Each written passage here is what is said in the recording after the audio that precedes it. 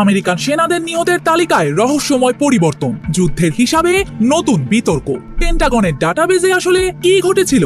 আমেরিকার যুদ্ধের হিসাবে কি বড় ধরনের গরমিল, নাকি শুধু প্রযুক্তিগত ত্রুটি? কেন হঠাৎ কমে গেল নিহত সেনাদের সংখ্যা, আর কয়েক ঘন্টা পরই আবার বদলে গেল সেই হিসাব? এই প্রশ্নগুলো নিয়েই এখন ওয়াশিংটনে তোলপাড়। ভিডিওতে লাইক দিয়ে পুরো ভিডিও দেখার অনুরোধ করছে। এদিকে ইরানের হামলায় নিহত 4 সেনাকে কেন তালিকা থেকে সরালো যুক্তরাষ্ট্র? ইরানের হামলায় নিহত 4 জন মার্কিন সেনাকে সরকারি যোদ্ধাহত তালিকা থেকে সরিয়ে আলাদা বিভাগে হস্তান্তর করেছে যুক্তরাষ্ট্রের প্রতিরক্ষা দপ্তর পেন্টাগন। এমন দাবি সংবাদ সংস্থা অ্যাসোসিয়েট প্রেসের এপির প্রতিবেদনে বলা হয়েছে, আগে ডিফেন্স ক্যাজুয়ালিটি অ্যানালাইসিস সিস্টেম ডিসিএএসএ যুদ্ধে নিহত আহত সেনাদের তথ্য প্রকাশ করা হতো।